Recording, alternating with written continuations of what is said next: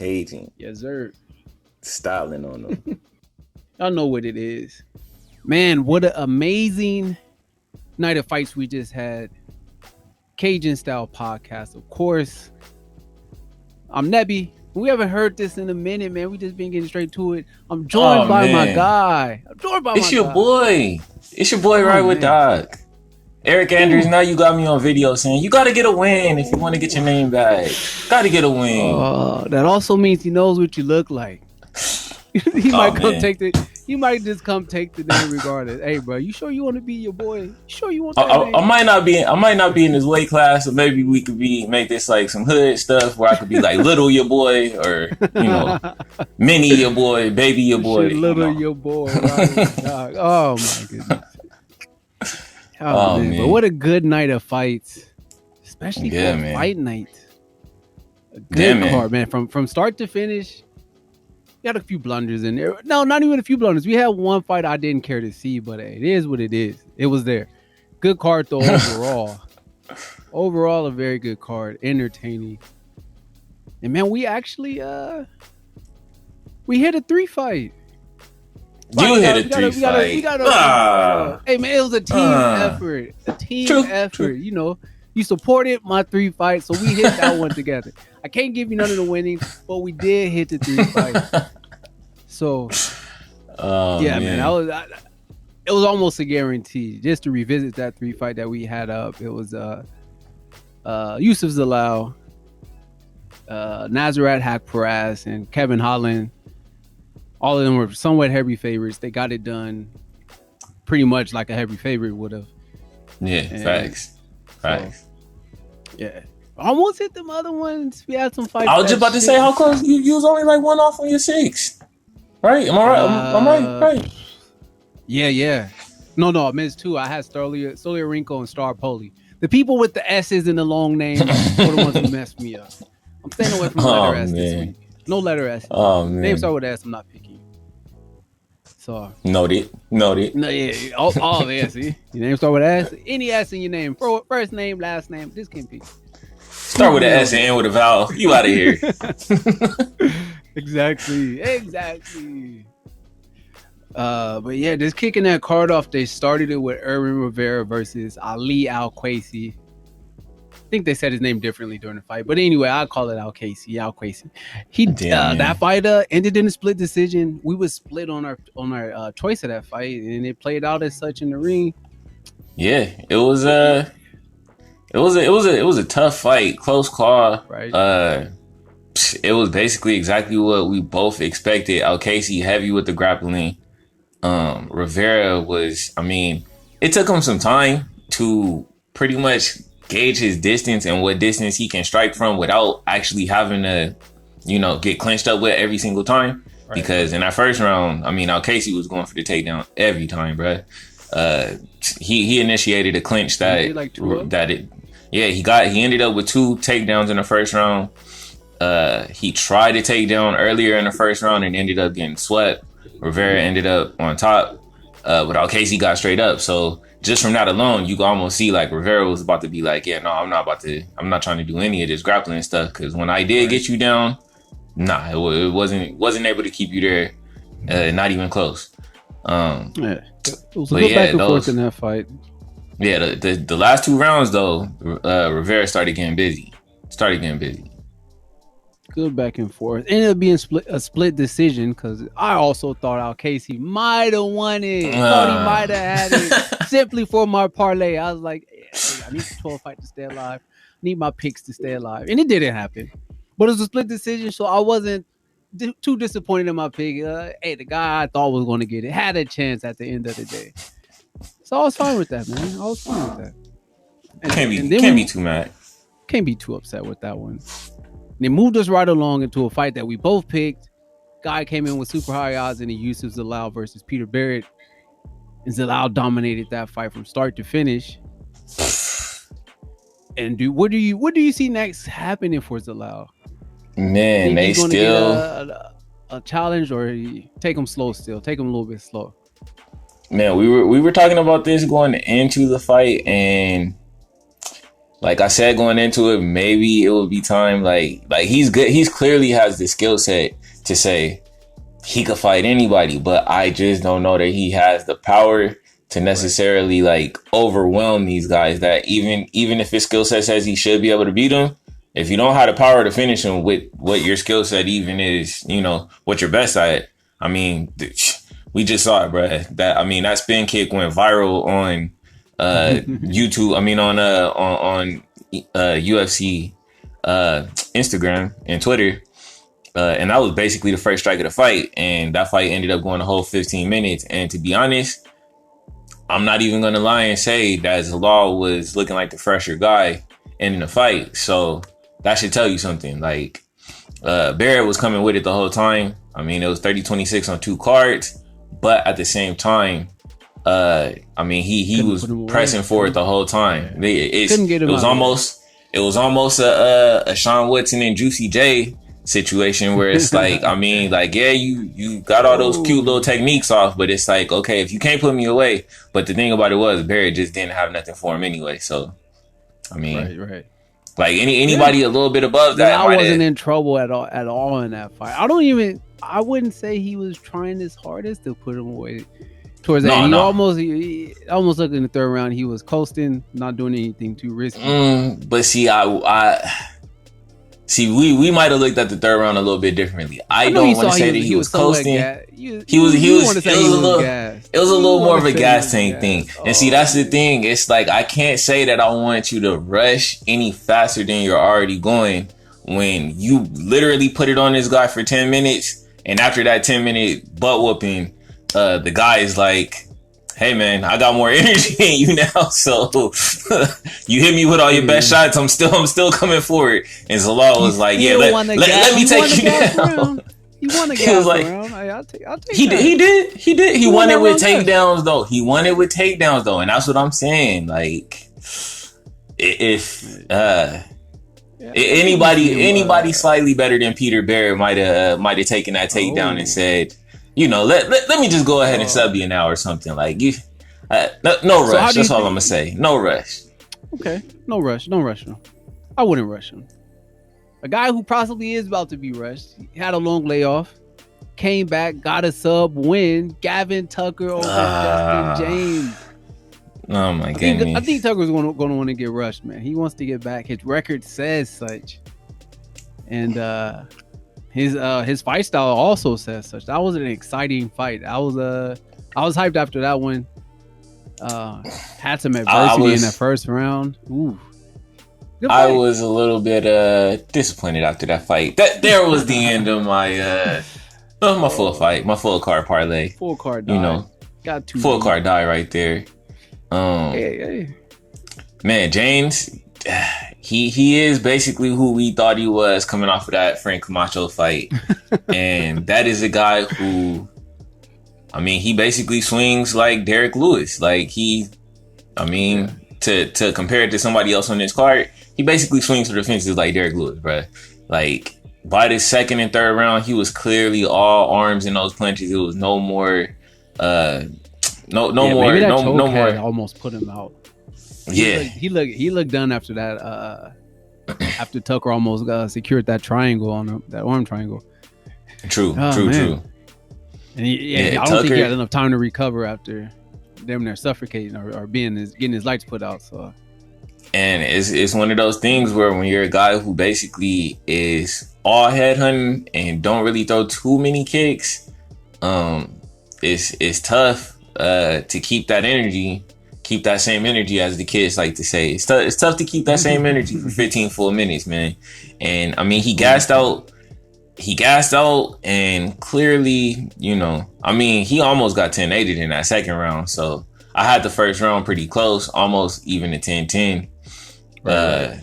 But that second round, he almost got 10-8'd. So in that third round, it was pretty simple, straightforward to the point. That third round might have been a 10-8. He finished him in the third. Wait, he got finished. Yeah, he got finished. Yeah, he got finished. Yeah.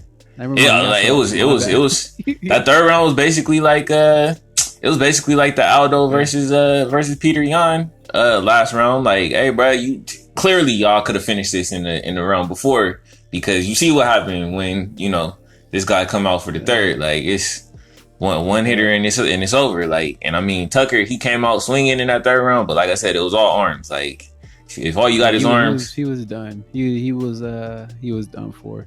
Gavin had a good style. Tucker didn't have too much diversity in his striking. I would say like it became pretty apparent every second punch in the combo is the uppercut, either to the body or he's shooting an uppercut down the middle. But it was an uppercut coming from that hand. It wasn't any straight 1-2s. It was a jab uppercut or straight uppercut, whatever he was doing. I believe it was straight uppercut. So or hook into an uppercut. He got pretty telling in his sign. So. We got a couple of fights like that on this card, and I lost both of them. We'll talk about it. We'll talk about it. No, not the next one. Not the next one. Not the. You go almost say the same with him. We lost it.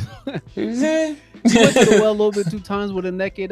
He was throwing what naked calf. Naked body kicks, calf kick. Yeah, he was. Yeah, Wellington Turman, Sanchez. I was surprised at the outcome. Had me slapping myself and on the thigh like that. No, I should have known Sanchez had better striking from what he did against Vettori, and I just discredited it. For some reason, I wanted to discredit it. I just thought Turman just had that much better technique than him, but nah, Sanchez is a good striker, good powerful striker, and it showed this fight. I'll say the technique might have even been even. The problem with Turman is in this fight, he just kind of left his chin out there a little bit too much. Like, and to be honest, this was clearly just from that short stint that this fight even lasted. This was clearly gonna be. I mean, bro, this was gonna be a battle of the gas tanks, regardless. Like they almost came out swinging like heavyweights. Right. Light heavyweights at the smallest. And Turman, he basically was out here, like you said, naked and throwing the naked kicks, chin up. They were both throwing heavy bombs at the head.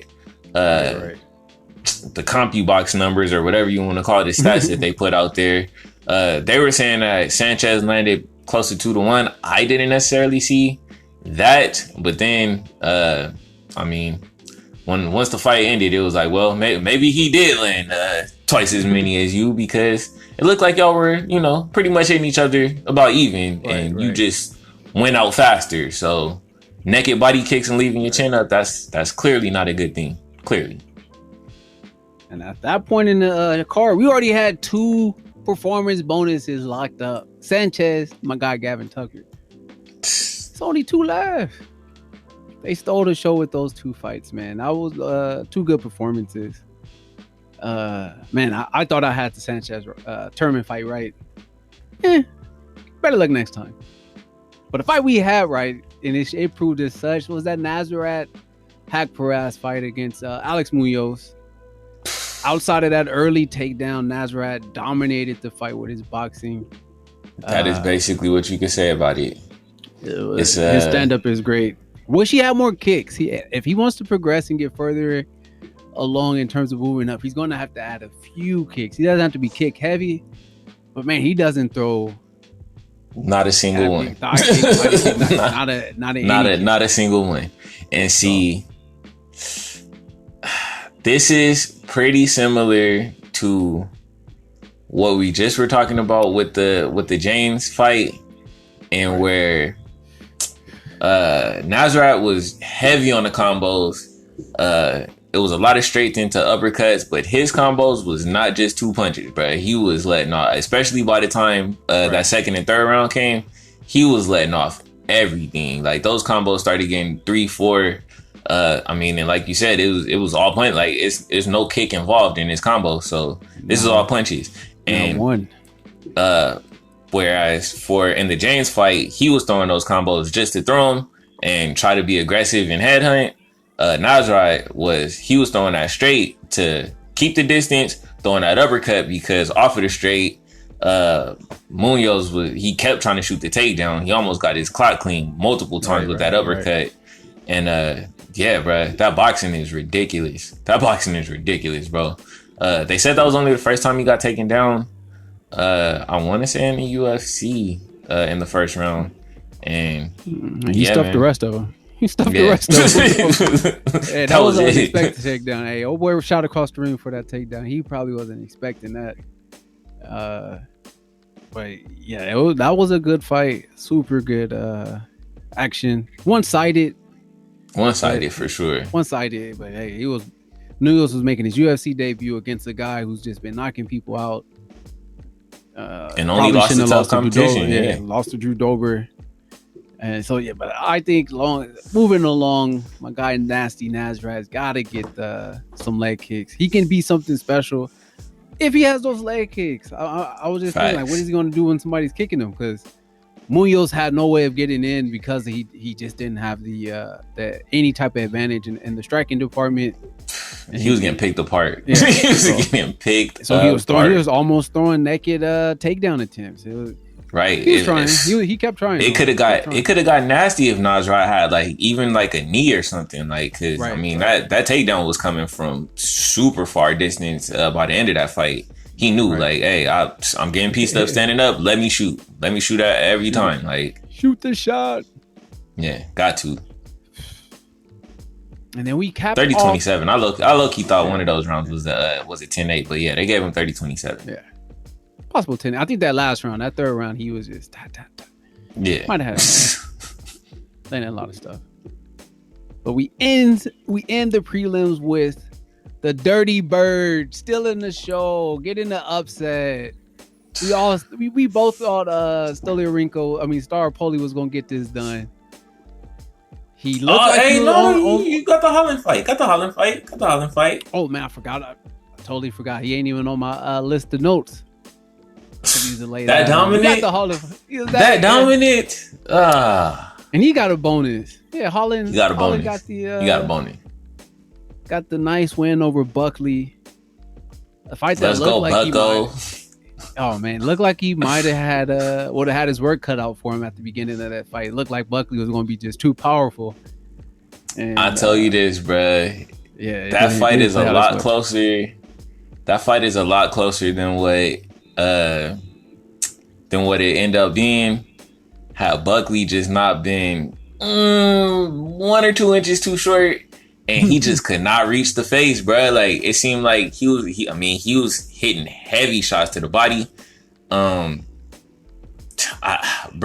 don't even feel like Holland was even trying to protect the chin. He was just like kind of lifting his shoulders up, like, "Hey, bro, you can't even reach this high anyway. I'm cool. like he mainly was keeping his hands down to like protect the body because those body shots were coming heavy.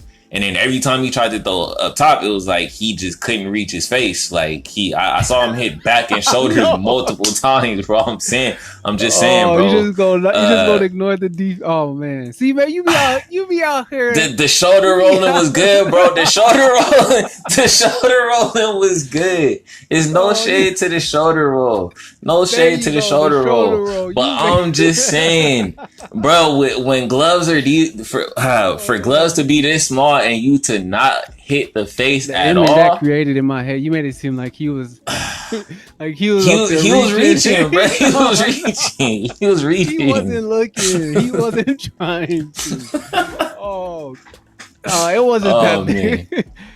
Did he miss a lot? But it was more so shoulder roll when he was going up top. But I get what you're saying. But man, it's like the height difference was just that vast, and like the fact that the 2 times that Buckley got dropped, it was both with a straight right down the pipe, and it's like he can hit you that clean from that far of a distance, and you can't even touch him when you're in enough to attack the body that hard. Even up against the cage, it's like, bro, he did not land to the face at all clean. Like the shoulder roll is good. Like I said, very composed. That whole fight, he was composed. He was talking this smack, but the look on his face, it was like he was almost waiting. What's his name? Buckley's cardio. He was waiting that out. And he. Hey, somebody about to have a problem, bro. Somebody about to have a problem. You've been wanting that. I thought you was about to say Holland. You've been wanting that Holland versus Chimaev fight. You've been calling for it. Hopefully you. Low-key, I want to see Buckley versus Chimaev right now. Oh man, you ain't about to just take that. Hey, you see how big that dude is, bro? You're not about to just take him down. I don't know what his wrestling look like, but I highly doubt you just about to take him down. He's not getting carried across the ring, huh? Yeah, you're not picking him up like a little child. Like, if Chimaev could beat that guy, then Chimaev should be fighting like a Kevin Holland or a Brendan Allen or something after that. Kyle Dalkaus or something. Give him, you know. Oh man. Yeah, man. Let's go, Bucko. Shout out to Kevin Holland. Oh, and he got a bonus. Yeah, like you said, got a bonus. Yeah, and he got a bonus. Let me get Tim Means versus Staropoli. I got hit a little bit too early, but now we here. Oh man. Got hit a little early. I was just wish I wouldn't have got here. This blew my three. My sixth fight. This is where my sixth blew fight, my three. Faded away. Staropoli looked like he was about to take over this fight. First round, I had him winning. One of the judges had Tim Means winning that first round. Go figure. I thought Staropoli did enough in that round. In the second fight, he's actually winning it to me, and then he gets caught with one of those Dominique Ray, Henry Cejudo versus Dominique Ray, Dominique Cruz knee, but I was throwing a kick. One of those type of situations. And it just that was the turning point of the fight. Tim Means got it done. Can't count out that was the turning point of the fight. But I'm gonna tell you what really was the issue with the fight for Staropoli. Go ahead. He got kicked in the face. He fell. Cool. Got up. Hey, good recovery. The problem is, even before the fall, all of that, you cannot keep your stamina bar up when you want to spin on every attack, bro. Like, I keep wanting to compare everything. Second nature, because he was doing it even when he was spin kick, spin elbow, even spin when fist. He was in danger and trouble, tired. He was still spinning. So that's just got knocked down. Let me get up and spin around again. Like, bro, what are you, a ballerina? I'm confused. Come on, dog. Come on. Yeah. Come on, man. And I don't think any of those spinning attacks landed. I'm not sure. He might have landed. He might have landed he one landed the spinning back clean, spinning back but like, yeah, he landed the spinning back for him in like the first round. Called Tim, and that was it. Yeah, and that was it. Yeah. Tim Means did his thing. Yeah, told us to shut up about him being no country. One point for the old man. I feel it. I like it. Staropoli out here, not even outlasting an old man with his gas tank. Come on, dog. He got hurt. He hurt himself by spinning. That too.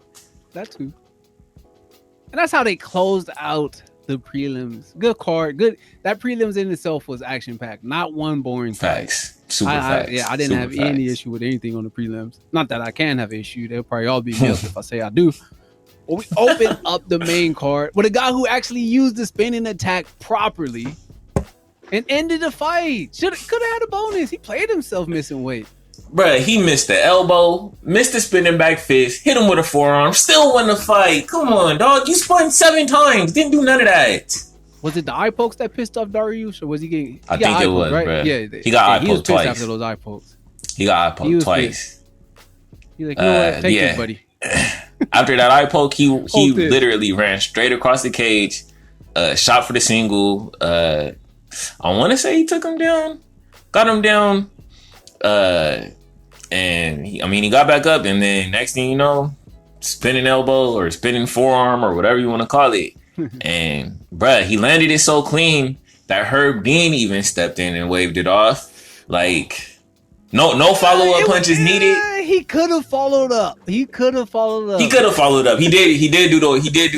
Jairzinho walk off. He was like, he walked off. Herb Dean gave Holtzman a little bit of chance and said, "You sure you want to come back up, player?" He's giving everybody a chance. There's no Herb Dean is gonna give you a chance. And Holtzman was like, "Yeah, no, I'm good down here, buddy." Herb Dean was like, "Yeah, no, it's cool." It was cool. He called off. Verbal confirmation. So, note to all fighters: if you got Herb Dean as your ref and you get knocked down, if you don't want to continue, just let him know. Hey, no more, no. Just do that. Good, coach. Take me out. Yeah, man. Dariush played himself missing weight.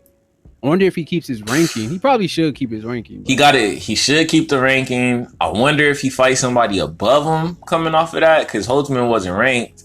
So, as impressive as that win was, you got to think like maybe he should be moving up still, or not necessarily moving up, but fighting up still. Dariush versus Pettis. Nah, Pettis ain't going to 155. He's not going to 155 anyway. Pettis is a guy like this. He ain't no welterweight either, but he just fighting for a paycheck. Like that's what that is. That's one of those. I'm not really competitive as far as the rankings go anymore. So let me just find what fights I can, make some decent money off of. And at the end of the day, if Pettis wants to make some money, that's probably a fight he should take, because that's a bonus fight right there, bro. It don't like I'm not gonna say who's gonna win or who's gonna lose. Somebody getting a bonus. Maybe Dariush Kevin Lee. something. I wouldn't mind seeing Dariush versus the guy who last beat Pettis. Not Pettis' last fight, because Pettis, got the gimme fight against Cowboy. But Fieta. Yeah, bro. I wouldn't mind seeing Dariush. Like 3 names. Carlos Diego Fieta. There it is. Yeah, man. Wouldn't mind seeing that. Yeah, wouldn't mind seeing that. Don't mind seeing Dariush fight anytime he's on the card, because that guy, he brings it. You with the business. The fighter I'm not going to be watching out for, though. No shade. I know you say no disrespect, because something about to sound real disrespectful. I am not checking for Kunitskaya. I'm not going to. That fight just didn't play out well. And man, once again, is this what you gonna do it like that? The fight had, bro. Name me one exciting part of the fight. It wasn't none. It wasn't none. It was highlighted in that fight. Like she did what she needs to do. That's what you go to do. I'll tell you what the highlights of the fight were. She didn't win any fans. She didn't win any fans after that. I'll tell you what the highlights of the fight were, bruh. Oh yeah. The highlights of the fight were Stolyarenko climbing up her midsection up against the cage to try to threaten the guillotine, knowing damn well she didn't have no chance of getting it. It was like, that was really the most important or most exciting thing that happened in the fight. Because outside of that, it was just her spin kick, got it caught, picked up, thrown. That was another. Yeah. And then after that, it was back to cage clinching. I would have liked to see Mark Davis, or I think his name is Mark Davis, Mark Bryan, one of those, whatever his official name is, separate him. But she had double underhooks. I guess she was in too advantageous of a position. And it's just crazy that Stolyarenko. But is it an advantageous position if you're not advancing?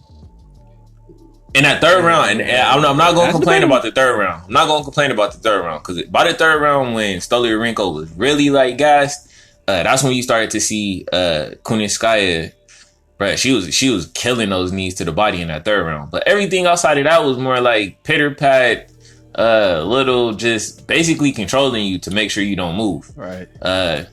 And the messed up part about it never being separated against the cage was he was very quick to separate him on the floor after Stolyarenko pulled guard that one time. It might have been down there for like a minute, maybe a minute and a half. She wasn't able to advance the position, but even getting she wasn't. Yeah, it was nothing going on at that point. It's almost like even when she did get the chance to pull guard, she was still hemmed up against the cage to such a disadvantageous spot to where it's like she couldn't even work too much of anything. Yeah, man, it just wasn't a fight that kept the energy up. Especially, man, this is the main card. And I think Kunitskaya might have heard you say that she don't have no straight punches. She was like, yeah. She was like, I'm not even trying to punch this time. It's cool. She went into this fight with no intention of striking and no intention of going to the mat. And so she basically did what Usman is about to do against Gilbert Burns' next fight. I don't want to strike. I don't want to go to the floor. I just want to hold you against the cage. It's almost like I said. Maybe I'm biased towards Usman, but what he does versus what I've seen in these other two people, we've seen another fight like this just recently, sort of like a Sparzev. But it was around that. But yeah, to watch somebody cage clinch the whole time, no elbows. They never even got separated once there was an initial clinch. Like at least Masvidal was getting out of it, and he had a chance to at least attempt some offense. We didn't get to see any offense out of Stoliarenko, and that's her fault. It's not Kunitskaya fault. Hey, she did what she needed to do to get the dub. Like I'm just disappointed she couldn't figure that out for 15 minutes. Like, how is this lady getting double underhooks on you so easy? Like, are you not trained to get out of one underhook? Like, Kunitskaya just gotta be strong, bro. Her main training partner is Thiago Santos. So it's almost one of those Thug Rose type of things where it's like when you out here training with light heavyweights and heavyweights regularly. I get late in the fight, but early in the fight, early dominant of a shouldn't be that much of a strength disadvantage when you guys are both fresh coming in weighing 115 the day before. Like I know rehydration and all that, but early on 135. It should at least be some resistance. There was no resistance from the first cage clinch. It was like, okay, I'm here now. It stayed that way for 15 minutes. Stoliarenko to have that small amount of strength, I want to say, it's tough to see where she goes from here in the UFC, because for her to be a Invicta champion, that kind of tells me, like, I mean, she is still high level. That's still, like, she's still high level, but it's like, it's clearly levels to this. Like, basically a blueprint is out on how to beat this lady. At the end of the day, it wasn't maybe you can get her. No, if you just put her against the cage, she's pretty much not about to beat you. So tough. Better luck next time. So we got that wrong on the parlay. I was already like, no good. Then we got our next fight wrong. Good, exciting fight. Darren Stewart subbed my guy Coconut Bombs, Buckley.pitolo. Good showing. And this fight almost started how we thought it was going to start. Pitolo landed some good shots. And then this got caught with it was guillotine. Got the guillotine. Yep. Shot the takedown. Almost got his whole neck snatched off. It was tough, bruh. Like, Stewart is strong as hell. So once he locks in on you, it's pretty much. You could see I'm not gonna say the difference in striking level, but you could see the difference in striking diversity for sure in that first round. Stewart, I mean, he does have hands. Clearly, he got hands, but he also has very good kickboxing. Whereas Pitolo was, I'm just going. Feint the jab, throw the overhand. Like, I'm really just mainly going for, getting these hands on you. Trying to put the pause on them, coconut bombs as he calls them. And yeah, I feel like they never even really got past the initial filling out process of each other. Right. Before Pitolo, I mean, he shot the shot, looked like he had the strength advantage. Clearly, Pitolo is a thick dude. I mean, I remember saying, when he moved up to 185, like, hey, I don't know how this is gonna work. Like, this guy is the same size as BJ Penn, like same height at least, but no, he's clearly a thick dude. He shot the single. I want to say he even like went for one of those lift you up by the leg type of things, and Stewart just snatched up that neck, fell back on it, went for almost like a regular guillotine, and then almost kind of turned it into like somewhat of like a neck crank type of thing. And yeah, bro, that was it. That was quick. Got the tap. Ended early. Got a tap and a bonus. Yeah. Got the bonus. Yeah, and a bonus. So that was a good showing for Stewart. A good shout out for him. And he gave a shout out to Drew Shepard. Remember, we covered that a while back. And he actually shed some light on who actually did it, because I guess American News doesn't cover that. It was actually Drew Shepard's brother, which is crazy. So yeah, man, good for him. He got the win. He was able to, I guess, do it for his friend in a sense, So happy for that guy. Get it done. Fish and chip bombs. Fish and chip bomb. Hey, he gonna see somebody at 185 now. He might get like Carl Roberson. I mean, that's a name that can be out there. Bro, I wouldn't mind seeing him fight Kevin Holland. Ooh. I wouldn't. I mean, you know, I'll be against the black on black crime, but they get paid for it, so. Yeah. And one of them is English. Well, and one of them is British, so, you know, it's a different type. Different kind. Oh, man, different. Hey, maybe he fights the loser out of this fight. Weidman versus Hey, low key, that's not a bad fight either. Not a bad fight. No, not a bad fight. Man, Akhmedov, Weidman. Does Weidman Akhmedov fight? Good. Surprisingly, went the distance. Surprisingly, Chris Weidman's chin lasted more than 11 minutes, man. Hey, but he almost got I will say too. But I will say, he was so wrestling heavy that the timer is still out on his chin. He was only probably standing up for about 6 minutes. Like, I'm just gonna say, out of the 15-minute fight, they might have been standing up for about 6. He did it. He did it. He did it. And this puts Chris Weidman back in the rankings. Now we're gonna see Weidman with a number next to his name. What's next for Weidman? Well, I went a little bit too fast. Let's see what happened in the fight. Even a lot of takedowns. That's what happened. It seemed like it was two evenly matched guys in this, which reflected the odds, or at least when the odds opened up. And it came down to Weidman. In my opinion, the bigger guy. He looked a lot bigger than Akhmedov. Facts. A lot taller. He looked a lot taller, and he moved a lot more fluid. Akhmedov was a little stiff up top, throwing his punches, at least compared to Chris Weidman. Short and stiff, bro. That's not a good combination. Short and stiff and old, so. No. I'm just saying. Oh, man. Hey, Weidman 36, though. He got another No Country win. Another win for No Country. So, yeah. No Country took over today. Besides Holtzman. Yeah. But yeah, man. Oleinik, you know. It was just a whole bunch of takedowns for Weidman, and it seemed like they both gassed out later in the fight. Right.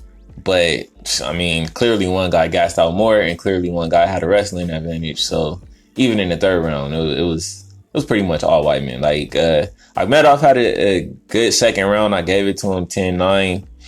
Just for a couple of stuff takedowns and a couple of decent strikes or whatever. But man, I thought anybody in the top 15 should be able to beat Chris Weidman.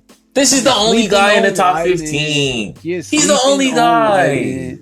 Weidman beats Vettori. Weidman beats Heinisch. No. Yes. No. And I'm about to predict another Weidman win. They're about to give Weidman either Hermanson or Brunson. And guess who's going to win either of those fights?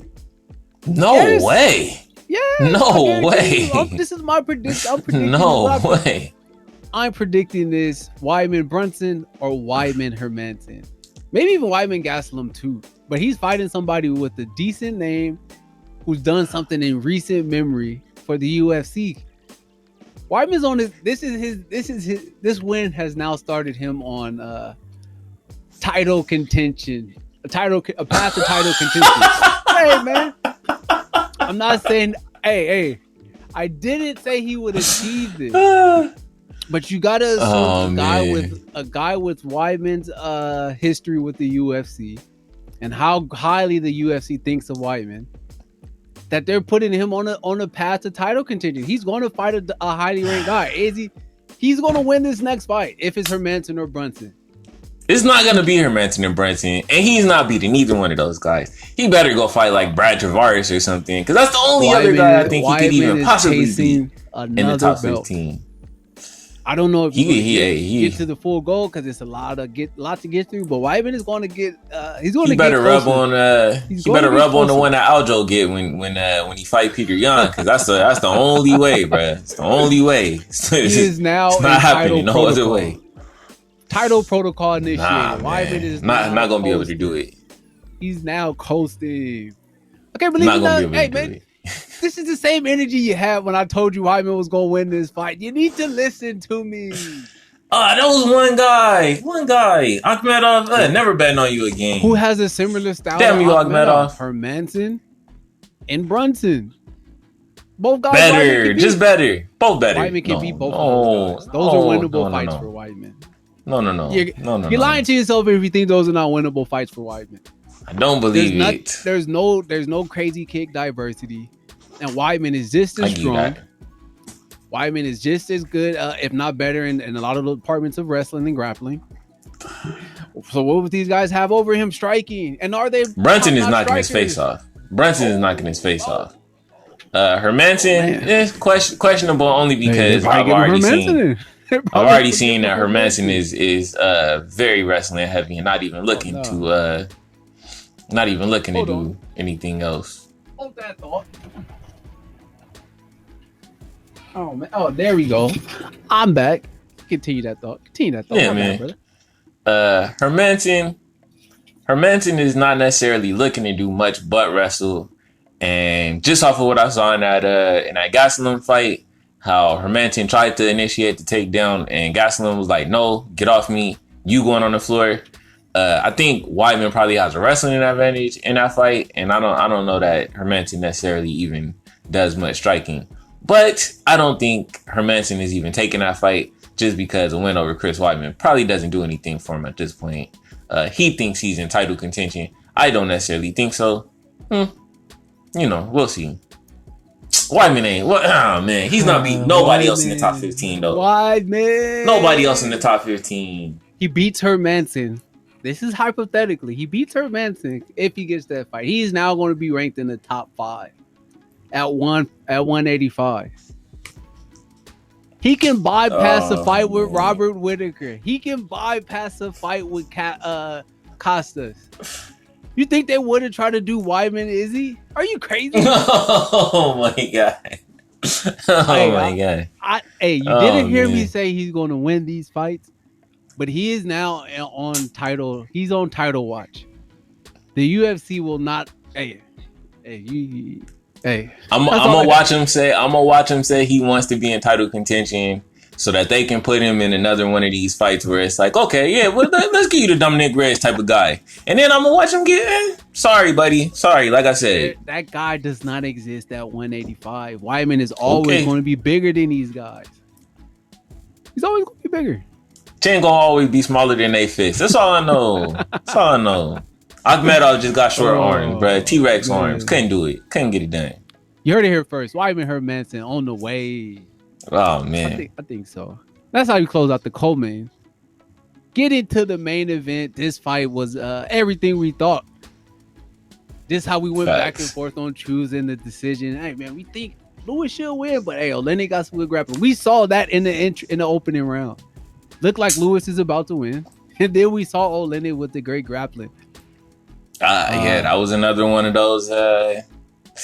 I gave the first round a 10-10. Like, Lewis was throwing everything heavy. He walked straight across the cage, almost on some Chimaev stuff. He walked straight across the cage, went for a almost head kick. I don't know that his leg necessarily be going as high as heads. You know, he be trying to kick people in the chest, something. Through the high kick, you know, walked across through the high kick, and and then he actually initiated the first clinch, which I mean I was surprised. And early it almost looked like every time Oleinik was gonna initiate a takedown or try to clinch, he was just gonna get bum rushed or thrown around, because one of those times, bruh. Derek Lewis basically just Hulk smashed my guy, looking like what was that movie? Avengers 2?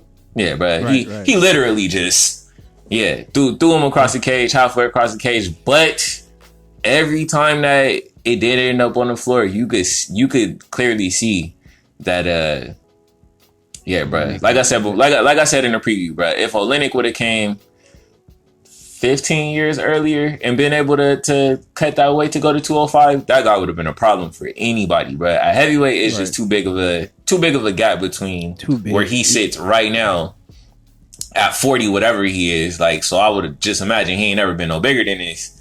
It's just too big of a gap between 235 and a guy cutting the 265. Like,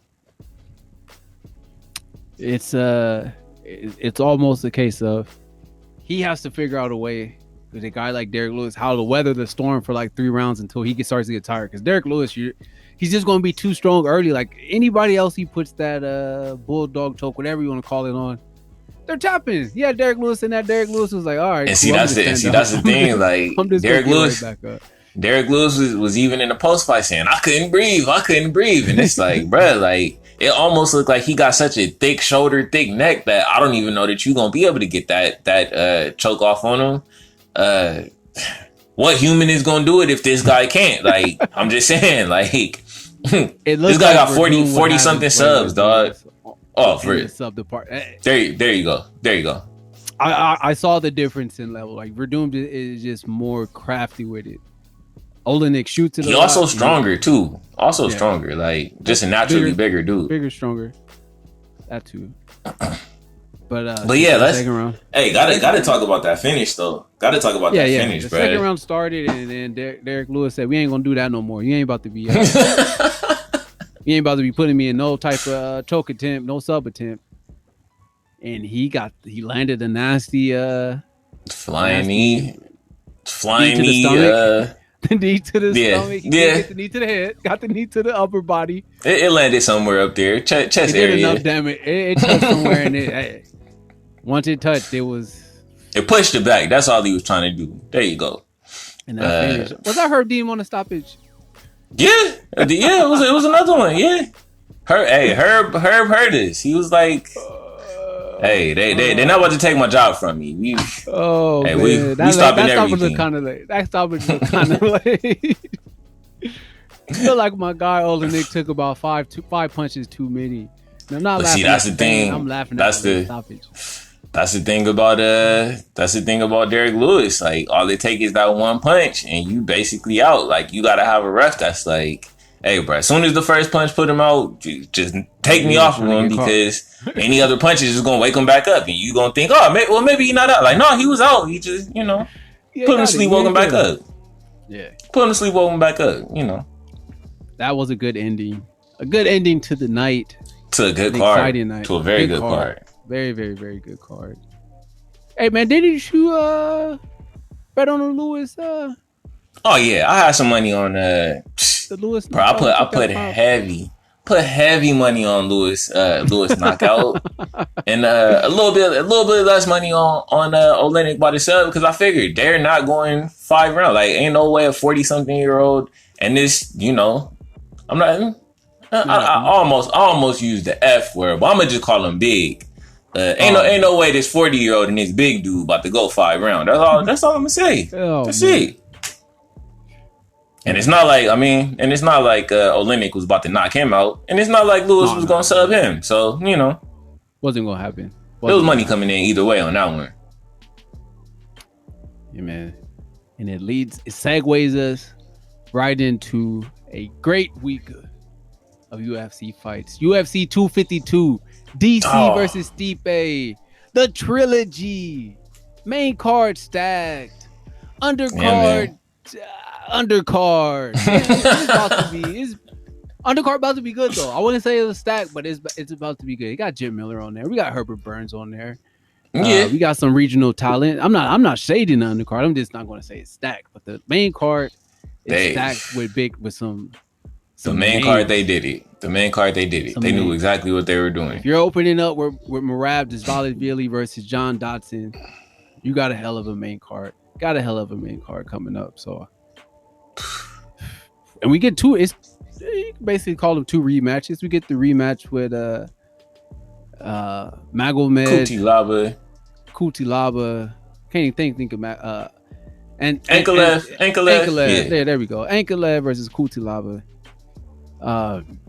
And DC Stipe, 2 rematches on there. We get Sean O'Malley and the co-main, and there's one more fight sandwiched in the middle of there. Oh, JDS, bro. Oh yeah, JDS Rosenstruck. So yeah, man, 252. That main card is it's lit. I like what I see. So yeah, check with us. dropping that, giving you the 252 previews. And as always, thank you for rocking with us. Go to the YouTube page, go to the podcast.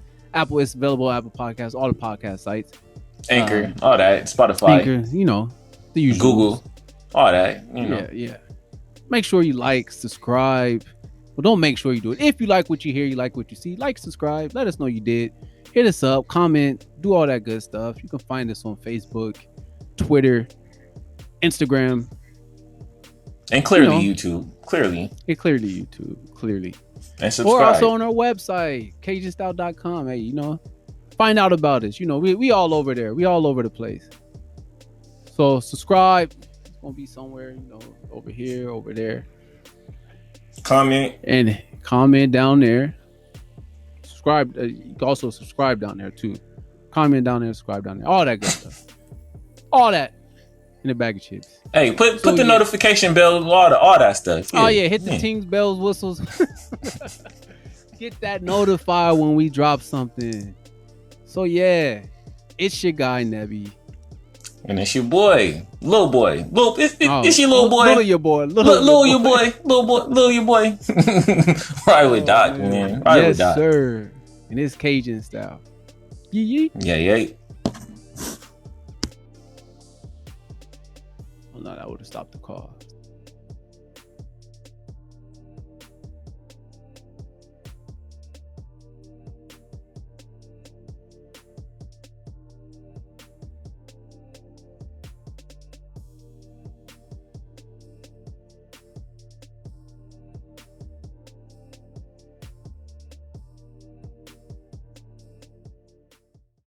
Cajun. Yes, sir.